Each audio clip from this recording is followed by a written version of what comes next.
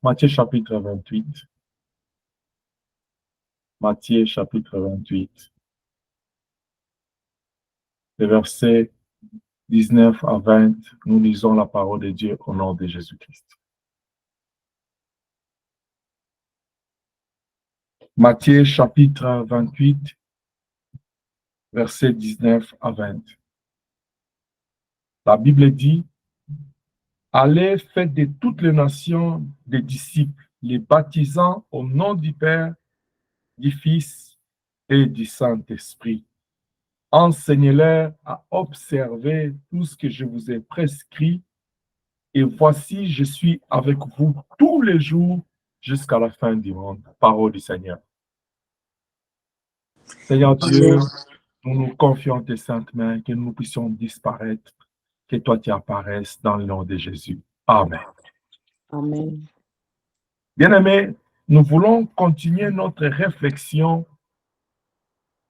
Les mercredis passés, nous étions en train de parler de l'enseignement du Christ dans son Église. Nous avons démontré c'est quoi un enseignement, c'est quoi l'importance de l'enseignement. Et nous avions vu comment est-ce que l'enseignement du Seigneur, c'était dans l'ordre qu'il avait donné. Avant que nous puissions avancer ce soir, j'aimerais nous poser 3 questions, parce que nous avons dit que c'est le mois de mars, c'est le mois des questionnements. La Bible nous dit, allez faire de toutes les nations des disciples. C'est le Seigneur qui le dit. Les baptisant au nom du Père, du Fils et du Saint-Esprit, enseignez-leur à observer tout ce que je vous ai prescrit. La première question ce soir, à toi qui lis cette parole, est de savoir, le Seigneur veut savoir qu'as-tu fait de cet ordre. Il dit, allez, c'est un ordre. Et le Seigneur en tant que roi, en tant que le Très-Haut, en tant que le Tout-Puissant, quand il donne un ordre, on ne négocie pas avec lui. On obéit. C'est pourquoi Dieu a préparé une récompense grande, énorme pour tous ceux qui obéissent. Deutéronome chapitre 28. Et la Bible va plus loin pour dire l'obéissance vaut mieux que le sacrifice. Parce que le Seigneur sait qu'il nous soumet à une religion d'obéissance. Oh, j'aimerais dire à quelqu'un ce soir, l'obéissance doit être ta religion, ça doit être ta culture. En tant qu'enfant de Dieu, tu dois savoir obéir au Maître. La Bible dit, aujourd'hui, si vous entendez ma voix, n'endurcissez pas vos cœurs. C'est-à-dire, faites foi à cette parole. Or, dans la foi, il y a l'obéissance. Croire en Dieu te pousse à lui obéir, à lui faire confiance et à lui obéir. Il dit, allez partout dans le monde et faites de toutes les nations mes disciples. Qu'as-tu fait de cet ordre? Il a dit partout dans le monde.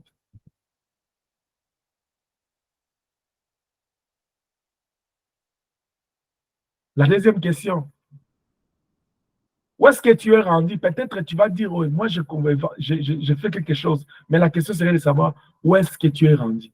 Où en est-il avec cet ordre? Qu'est-ce que tu as fait de cet ordre? Oui, si tu es en train de l'exécuter, où est-ce que tu es rendu dans l'exécution de cet ordre?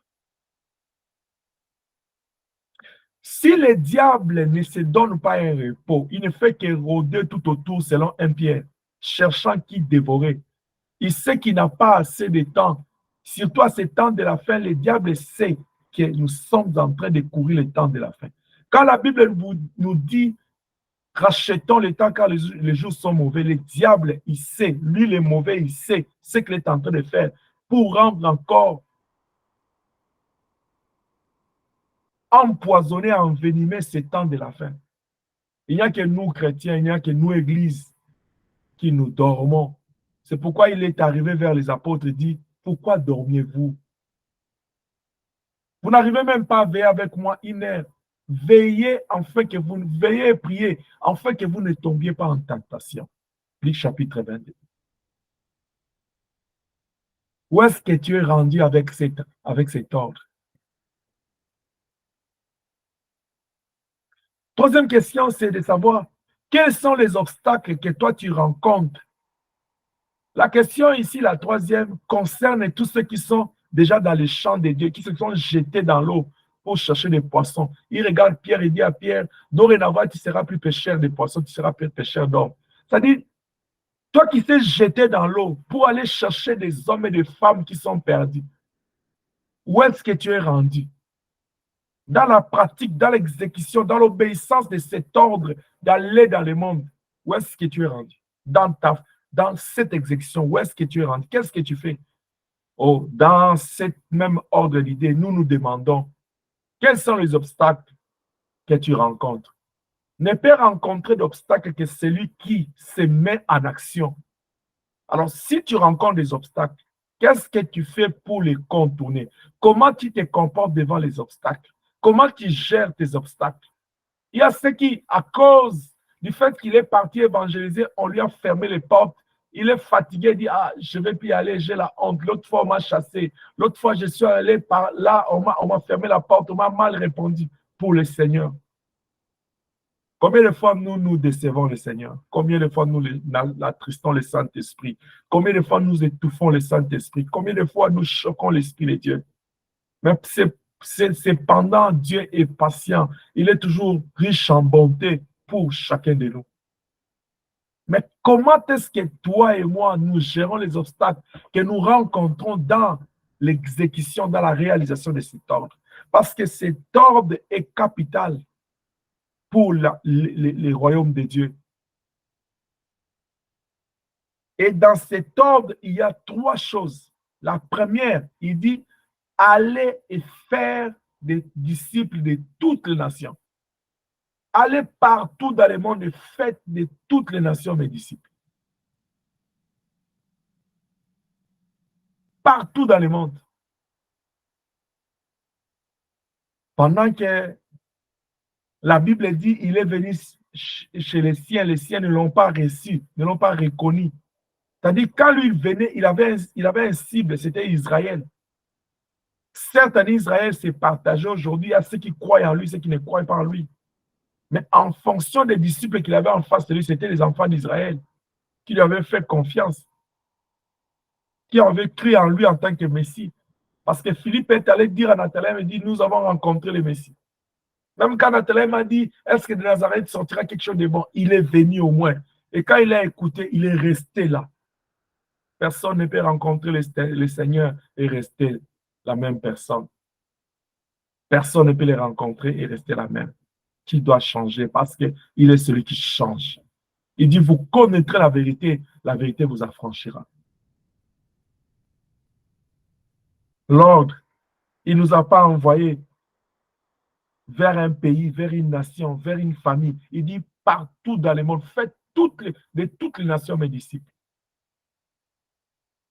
Dans Actes des Apôtres, chapitre 1, verset 8, quand les disciples lui posaient la question de savoir quand est-ce que le Seigneur va rétablir Jérusalem, il leur a dit, en ce qui concerne le rétablissement de Jérusalem, cela ne vous concerne pas. Vous recevez une puissance. Le Saint-Esprit survenant sur vous, vous serez mes témoins. Il dit en Jérusalem, en Samarie, en Judée, jusqu'aux extrémités de la terre. Il dit aux extrémités de la terre. Que ce soit l'extrémité nord, sud, est, ouest, jusqu'aux extrémités. Et pour arriver à réaliser, à toucher les 4 points cardinaux du monde, le Seigneur a permis qu'il y ait une persécution de l'Église. Et à cause de la persécution, le Dieu de la Bible a réalisé son plan. Il les a dispersés. J'aimerais dire à quelqu'un, l'œuvre, l'Église, c'est l'œuvre de Dieu. Dans les jours qui viennent, je vais vous parler de l'Église comme étant son champ. Celui qui conçoit la vision, celui qui est le visionnaire de l'Église, c'est celui qui donne aussi la provision. Et la provision matérielle, et la provision en espèces, et la provision humaine en termes de personnes, c'est toujours Dieu.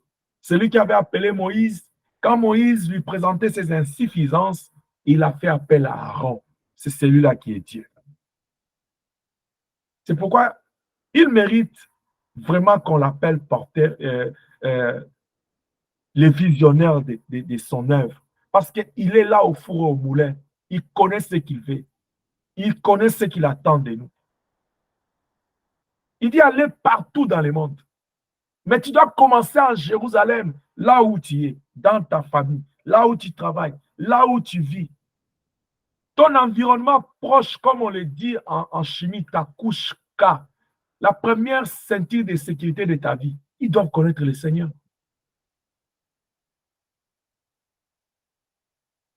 Je vous ai déjà parlé plus d'une fois du secret de David et son fils Salomon avait copié cela. David avait tout autour de lui 37 officiers généraux comme conseillers, tout autour de son trône. Et quand Salomon prend le pouvoir, il en avait 60. Le fait d'être bien entouré avait renforcé son royaume, son règne. Il a fait de lui un homme fort.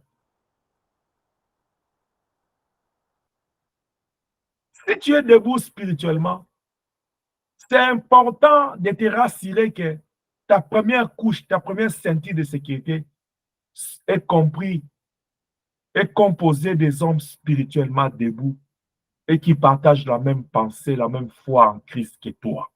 C'est très important. Shalom.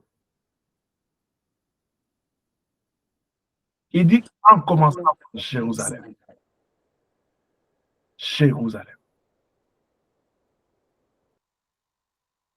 La Bible dit, si deux personnes sur la terre s'accordent et prient, demandent quelque chose, Dieu va leur donner. C'est-à-dire, si ta première ceinture de sécurité, ta première ceinture relationnelle, si je peux le dire, est constituée des gens des mêmes pensées, des mêmes foi, des mêmes opinions, des mêmes croyances, des mêmes perceptions, visions de la vie, ça te permet d'avancer. Ça te permet de ne pas te sentir étouffé. Ça te permet de te sentir épanoui. Et c'est ce qui a fait la force de David, ça fait la force de Salomon.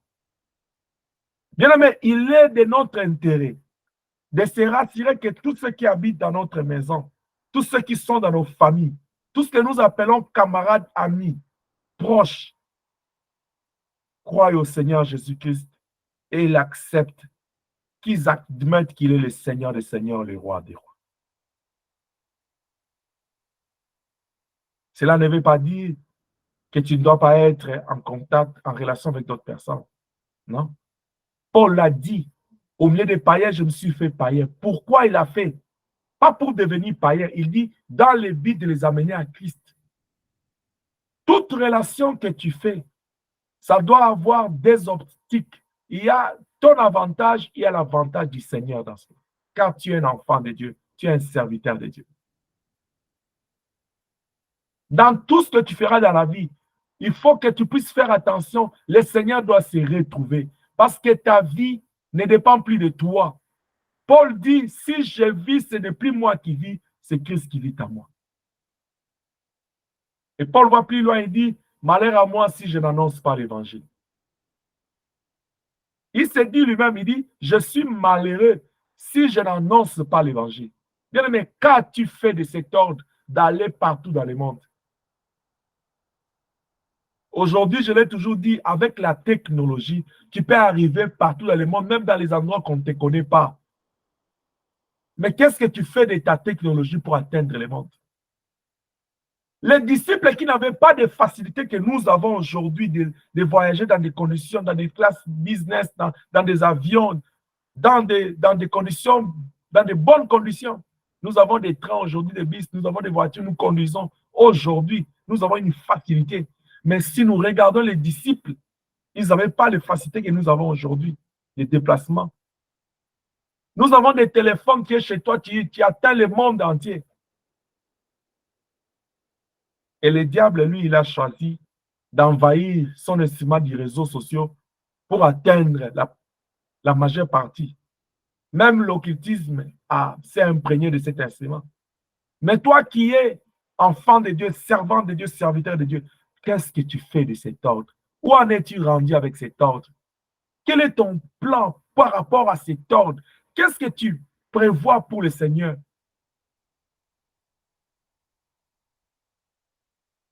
À la lumière de Paul qui demande à Dieu, que veux-tu que je fasse? Est-ce que tu t'es déjà demandé au Seigneur par rapport aux moyens, par rapport à la vie, par rapport à l'âge, par rapport aux qualités, par rapport aux dons, par rapport aux capacités que tu as, par rapport au standing de la vie que tu as? Qu'est-ce que le Seigneur attend de toi? Est-ce que quand le Seigneur te regarde par rapport à cet ordre, est-ce qu'il est content de toi? Le Seigneur te donne 24 heures chaque jour. Bientôt là, il y a d'autres qui sont déjà endormis. Nous allons dormir bientôt. Et nous allons mourir physiquement, spirituellement. Comme il a dit, Lazare dort pendant qu'il était mort.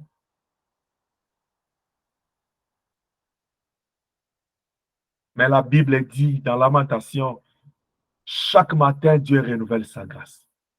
Il renouvelle ses bontés.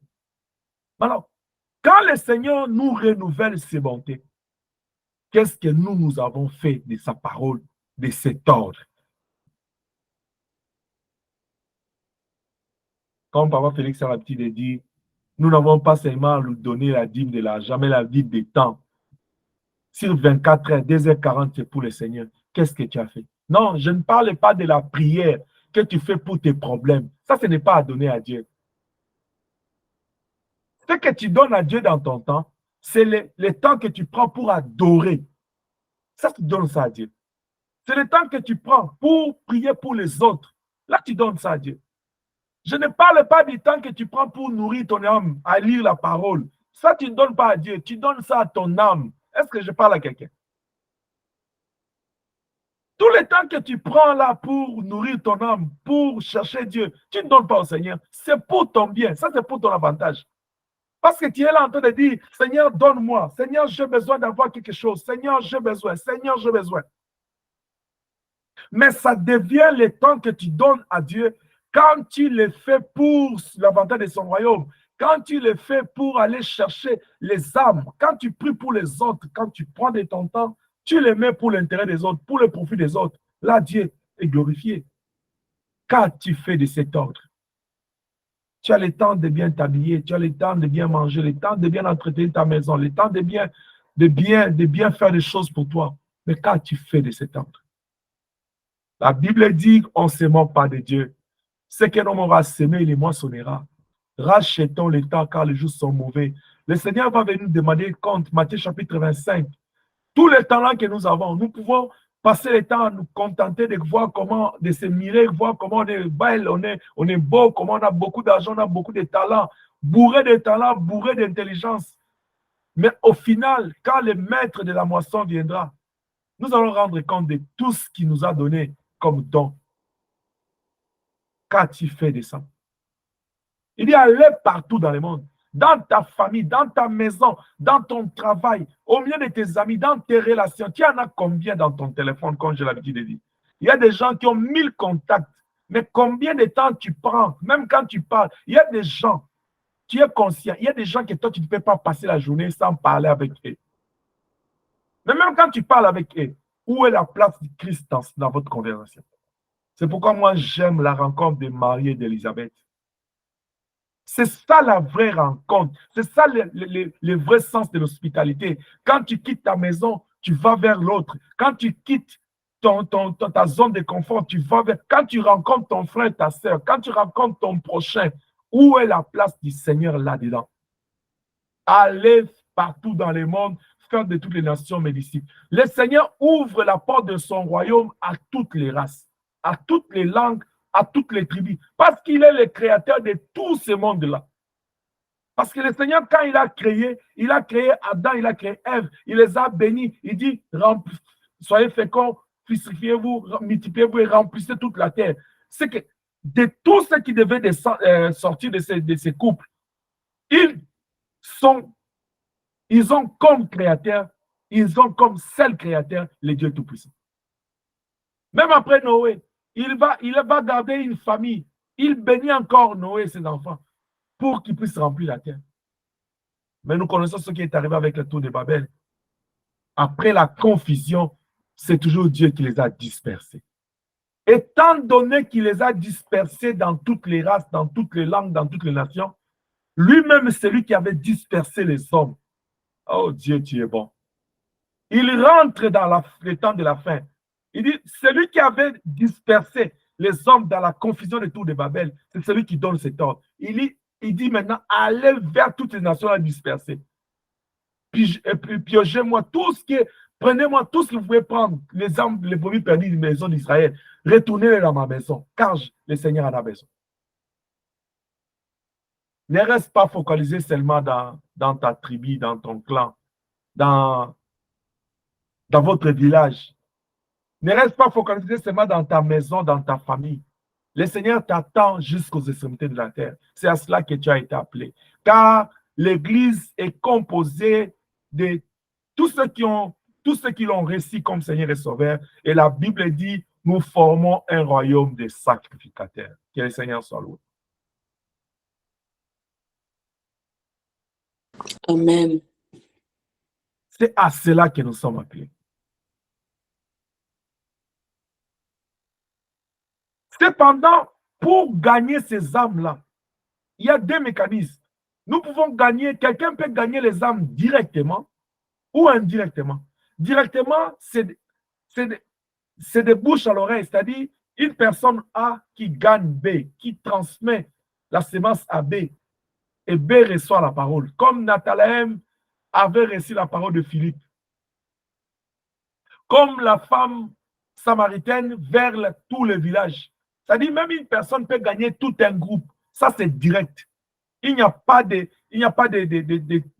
point intermédiaire entre les deux parties. C'est-à-dire celui qui a la parole, celui qui a reçu le Seigneur Jésus-Christ, il va directement donner la parole.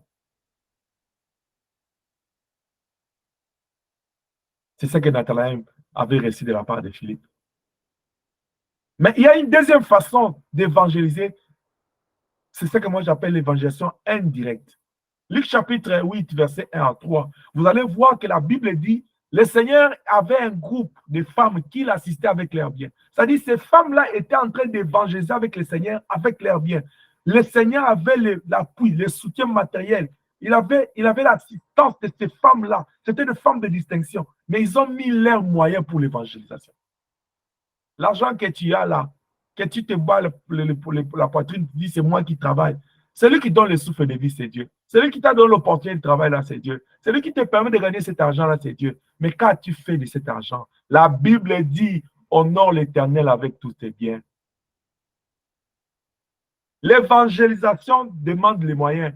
Et les moyens que dans ce que Dieu nous donne, nous avons la responsabilité de soutenir son œuvre. Ce qu'il t'a donné, c'est pour soutenir son église. Je parle de l'église corps de Christ. C'est dans les temps passés qu'on voyait un chrétien qui prie dans l'église locale telle qui, en tant que dans l'autre église, il y a un problème de bancs, il y a un problème de chaises, il y a un problème de micro, il y a un problème de loyer. Parce qu'il a les moyens, dans les soucis de l'église, il donne. Aujourd'hui, là, il y a eu même des enseignements qui ont dévié les gens. Comme si soutenir une église locale là où je ne prie pas physiquement, c'est un péché. Non. Même si moi je suis dans une église A, l'autre église locale B, c'est mon église aussi. Parce que nous faisons tous partie de l'église corps du Christ. Nous ne sommes pas des ennemis. Nous sommes des frères et sœurs. On vient, on lui dit, ta mère et ton père, tes frères te cherchent. Il dit, qui est ma mère, qui est mon frère, qui est ma sœur? C'est celui qui fait la volonté de mon père. Bien aimé, tous ceux qui sont dans les autres églises là que tu ne fréquentes pas, puisqu'ils font la volonté de Dieu, ils sont tes frères et sœurs. Parce qu'ils sont membres de l'église corps de Christ. L'autre église là a besoin aussi de ton soutien. C'est pourquoi même quand tu pries pour ton église locale, prie aussi pour toutes les églises qui sont éparpillées dans le monde entier. Ça fait partie de notre charge en tant qu'enfant de Dieu.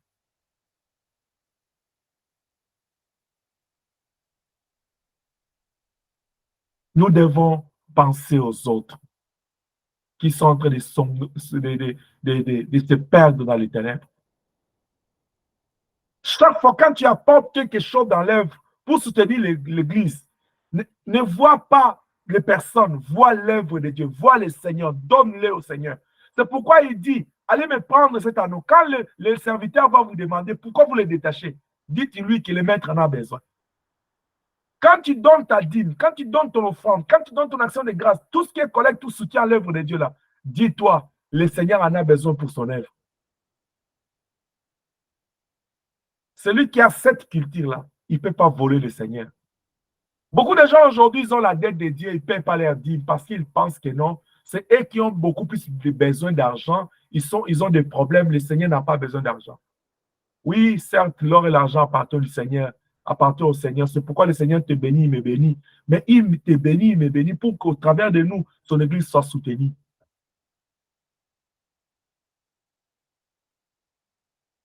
Ce n'est pas pour rien, la Bible dit, ne venons pas main vide dans la maison de l'Éternel. C'est pour que nous puissions apporter l'offrande. Malachie dit quoi? Apportons nous dit l'offrande. Mettons Dieu à l'épreuve. Des fois, je regarde quand on dit c'est l'état d'offrande. Tu es conscient, puisqu'en virtuel, là, c'est bon. Quand quelqu'un offre, on ne voit pas qui offre, qui n'offre pas. Mais moi, je sais tous les jours qui offre, qui n'offre pas. Parce que c'est moi. Je peux voir. Mais si moi, je n'ai pas même le temps d'aller voir, le Seigneur nous voit tous. Qui offre, qui n'offre pas, qui vole. Dieu connaît. Bien, mais quand tu n'offres pas là, Dieu sait que tu as volé. Et quand tu t'agenouilles pour prier, Seigneur, bénis-moi, il te regarde, il voleur. Est-ce que tu voudras dire que Dieu t'appelle voleur? Tu n'es pas un voleur. Tu es un enfant de Dieu. Un enfant ne peut pas voler son père. Un enfant ne peut pas voler dans sa maison parce qu'il dit, il dit que non, c'est pour nous. Un enfant, il protège sa maison. Que Dieu nous bénisse. Nous avons la responsabilité d'aller partout dans le monde, de gagner les âmes pour le Seigneur. Mais où est-ce que nous sommes rendus avec cet ordre? Qu'est-ce que tu fais de cet ordre? Où est-ce que tu es rendu par rapport à cet ordre?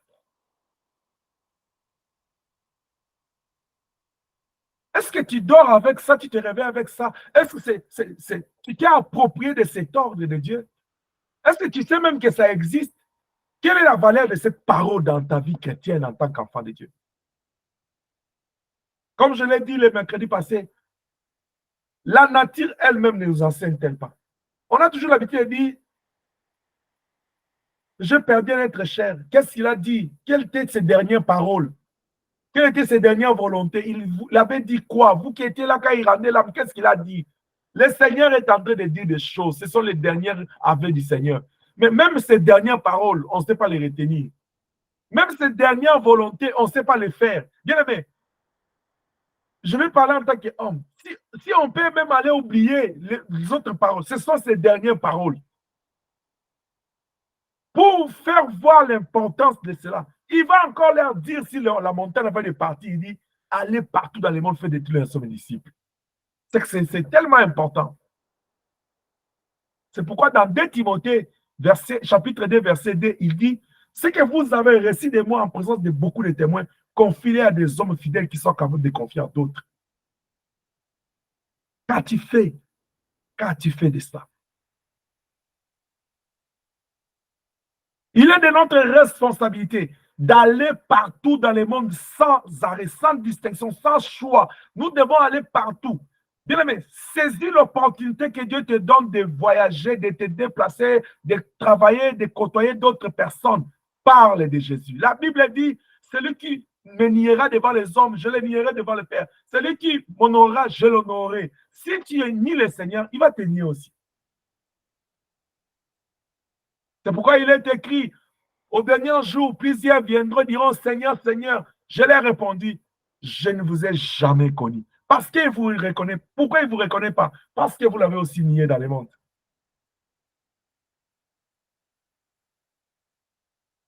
La seule attitude que nous devons avoir face à cette parole, c'est d'amener l'évangile partout jusqu'au sommet de la terre. Rester calme, c'est nier Jésus. Le fait de ne rien faire pour le royaume, ce n'est pas l'honorer. Paul, il le dit, je le dirai assez, je n'ai point honte de l'évangile, je sais en qui j'écris. Bien aimé, est-ce que tu n'annonces pas l'évangile, c'est parce que tu as honte? Tu n'annonces pas l'évangile, est-ce que c'est parce que tu ne fais pas foi au Seigneur? Où est parti l'esprit de Philippe? Lui qui a rencontré le Seigneur, il est allé voir Nathanaël. Même quand Nathanaël était en train de mettre l'obstacle, il dit à Nazareth, c'était comme un obstacle pour lui. C'est pourquoi j'ai dit, celui qui s'engage à évangéliser, il va rencontrer les obstacles. On a beaucoup rencontré les obstacles dans l'évangélisation dans nos vies, on continue à les rencontrer. Mais parce que nous savons en qui on a cru, nous avançons avec le Seigneur. Nous avançons avec le Seigneur. Bien, vous savez, être un homme de Dieu, comme je l'ai toujours dit, moi, des fois, je me questionne quand je vois les hommes de Dieu qui se chamaillent, qui se disputent l'honneur, tout ça. Je me pose la question, être un homme de Dieu, c'est une lourde charge. Humainement parlant, c'est souffrant. Humainement, je parle en tant qu'homme. Mais par la grâce de Dieu, c'est un honneur d'être un serviteur de Dieu. Parce que quand le Seigneur te choisit, il t'honore. Mais qu'est-ce que tu fais dans ton rôle en tant qu'enfant de Dieu, en tant que serviteur de Dieu, par rapport à cet ordre? Aujourd'hui, si l'Église ne grandit pas, c'est parce que cette œuvre d'évangélisation vers les nations. Je parle de l'évangélisation vers les nations. Ça, c'est un point que je le dirai assez. Je ne parle pas de l'évangélisation qui a tourné l'essence, qui regarde les églises. L'église A va aller dépeupler l'église B. Non, nous avons la mission d'aller dépeupler le monde pour peupler le royaume du Seigneur. Il s'agit du royaume du Seigneur que nous devons peupler. Et nous, il s'agit du monde que nous devons dépeupler. Gagner une âme dans le monde, c'est dépeupler le monde, c'est réduire les taux de païens dans le monde et agrandir les taux, augmenter les taux de chrétiens dans le royaume du Seigneur. C'est ça notre mission. Et pour se faire bien aimer, c'est un combat. Il peut arriver que tu pries pour ta famille, tu pries pour tes amis, tu insistes. Mais tu vois comme si ça ne marche pas. C'est la parole de Dieu, c'est une sémence. Sème le matin, sème à midi, sème le soir. Le Seigneur est vivant, le Seigneur ne dort pas. Celui qui garde Israël là, celui qui est ton Seigneur, il a dit à la fin de Matthieu 28, il dit, je serai avec vous jusqu'à la fin du temps. Celui qui a promis là, c'est Dieu. Chaque fois quand tu évangélises, Dieu est avec toi. L'essentiel pour toi, c'est de libérer la parole comme Philippe a libéré. Peu importe l'attitude de Nathanaël, qu'il croit, qu'il boude, qu'il résiste, qu'il soit indifférent, lâche la parole de Dieu avec amour, avec beaucoup d'amour et de respect aux autres des autres. Et le reste, le Seigneur va se prendre soin de cela. Ne te dis pas que j'ai évangélisé, pour moi c'est fini. Non, non. Il n'y a pas de fin d'évangélisation tant que le Seigneur n'est pas encore revenu. Il n'y a pas de fin, il n'y a pas que je fais tant que la personne n'est pas encore convertie. Il n'y a pas encore de je fais tant que la personne n'est pas encore délivrée, tant que tu n'as pas encore pêché les poissons. Insiste, prie, reviens encore. N'est-ce pas qu'il est écrit dans Timothée 4, il dit, prêche la parole en dehors du temps et pendant les temps favorables, parce que vers le temps de la fin, les gens auront la démonstration de la parole. Ils voudront écouter ce qui plaît à leurs oreilles.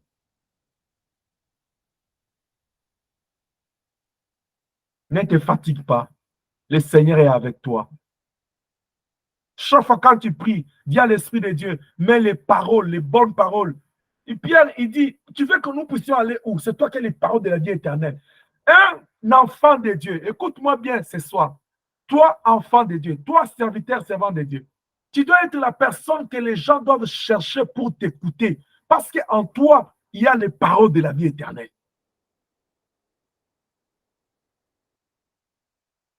Une personne, tu peux l'annoncer l'évangile, il ne t'écoute pas.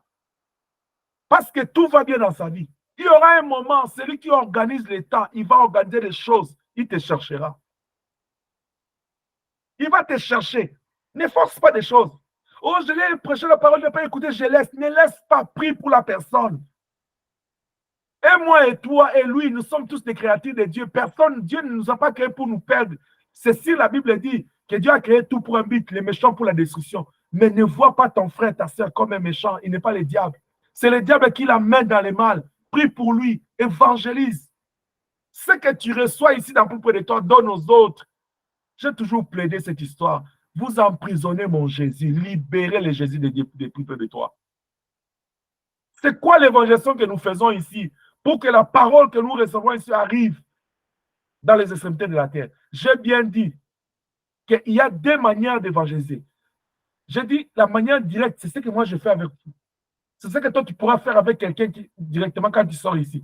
Mais il y a une autre façon, c'est indirect. C'est-à-dire, moi je vous donne la parole pour que vous soyez capable de donner aux autres. Quand tu donnes à X, c'est-à-dire, moi je t'ai donné, toi tu donnes à une autre personne. C'est comme moi j'ai donné indirectement à cette personne-là. C'est de l'évangélisation indirecte. Moi, j'ai évangélisé indirectement à la troisième personne parce que je suis passé par vous. Mais si toi, tu bloques l'évangélisation, ça, ce n'est pas mon problème. Moi, je fais ma part de t'amener la parole de Dieu. Le Seigneur te demandera compte de tout ce que tu écoutes ici. Parce qu'il t'a dit. Bien-aimé, prenez au sérieux ta vie. Prenez au sérieux notre vie chrétienne, notre relation avec Dieu. C'est pas de ça que nous serons jugés. Je me dis toujours, nous avons toujours la discipline d'arrêter tout. Il est temps pour la prière. Nous venons prier. Parce que nous savons ce que nous faisons. Si tel est le cas, soyons encore sérieux avec Dieu. C'est un ordre qui doit être exécuté chaque instant de notre vie. Le Seigneur ramène vers vous les gens pour que vous leur donnez la parole. Mais le monde est rendu où les gens ils parlent plus de leur expérience de la vie que de la parole de Dieu. Vous êtes prêts à partager vos exploits dans la vie, vos expériences, vos qualités, vos compétences. Comment est-ce que vous êtes digne de faire ceci, capable de faire ça? Comment est-ce que vous êtes différent des autres? Mais où est la place de l'évangélisation dans vos vies? Où est la place du Seigneur?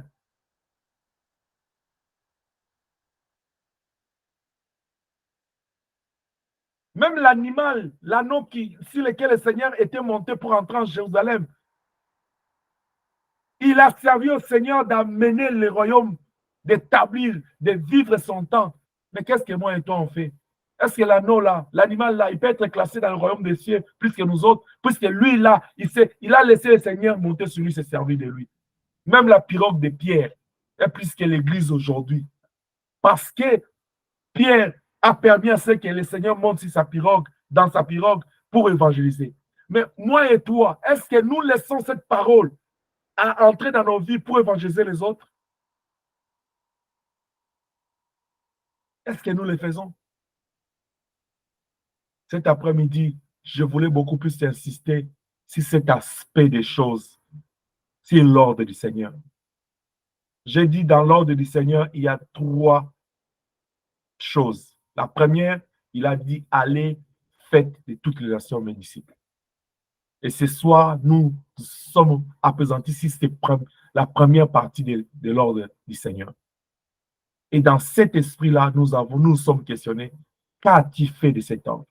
Ou qu'est-ce que tu fais de cet ordre? Où est-ce que tu es rendu avec cet ordre? Est-ce que tu rencontres des obstacles? Comment tu te comportes? Je vais terminer par te dire, toi qui es en train d'évangéliser, toi qui portes à cœur l'évangélisation, la vie de gagner les âmes pour les autres, tu vas rencontrer des obstacles. Moïse l'a rencontré quand il devait aller délivrer Israël. Mais quelle est l'attitude de Moïse? Moïse n'était pas choqué, il a abandonné. Non, il est rentré vers celui qui lui a envoyé. Il dit, mais tu m'as dit quand je vais faire ceci, Pharaon va libérer. Mais je n'ai pas vu ça. Les disciples dans Luc 10, quand ils sont allés vers accomplir la mission, la Bible dit, au retour, ils sont venus, verset 17, rapporter au Seigneur ce qui s'est passé. Il est de ta responsabilité, quand tu rencontres des obstacles, de dire à Dieu, je prêchais, les gens ne sont pas convertis. Ils ne sont pas convaincus, ils ne sont pas convertis. J'ai besoin de toi. Seigneur, touche en rôle sur cette parole. Non, non. Moi, j'ai déjà dit, si il va entendre, qu'ils entendent. S'il ne va pas entendre, il ne va pas. Ce n'est pas mon problème. C'est ton problème. Parce que moi et toi, pour croire à la parole, il y a des gens que le Seigneur a utilisés. De la même manière que le Seigneur est passé par des gens, toi aussi, tu dois être l'instrument pour les autres. S'il y a des difficultés que tu rencontres, ce n'est pas pour rien la Bible dit, confie-toi à ses serviteurs. Il faut poser des questions. J'ai tenté ceci, j'ai fait ceci avec ma famille, j'ai tenté ceci avec qui, ça ne marche pas. Qu'est-ce que je peux faire? Soit la prière, on va te soutenir. Soit des conseils, on va te soutenir. Mais ce que tu ne dois pas faire, c'est de te décourager parce que tu as dit à quelqu'un de croire, il n'a pas cru. Que l'esprit de Philippe nous habite. Vous voyez la femme samaritaine? Elle a fait face à tout un village. Puisqu'on est au mois de mars, puisqu'on parle du mois des droits de la femme, c'est-à-dire qu'à cette époque-là, ces droits-là étaient bafoués. Mais elle a fait face. Elle savait qu'elle n'avait pas un mot à dire devant les hommes. Mais ces jours-là, à cause de l'autorité de l'évangile, elle a fait face à tout un village. Celui qui est en toi est plus fort que celui qui est dans le monde. Quand tu vas à l'évangélisation avec la parole de Dieu, celui qui est en toi, il te rend fort que les démons qui tentaient de bloquer ta famille. Lève-toi dans la prière, apporte la parole. Car la Bible dit, la parole de Dieu est une lampe. C'est la lumière que ta famille a besoin. Apporte Christ dans ta famille. Apporte Christ dans ton travail. Apporte Christ partout où tu passeras. Comme cet anneau-là sur lequel le Seigneur était assis. Ne cache pas la parole de Dieu. Parce que si tu caches la parole de Dieu, les derniers jours, le Seigneur te demandera. Que celui qui a les oreilles écoute ce que l'Esprit dit aux églises. Que Dieu nous bénisse. Au nom de Jésus-Christ. Amen.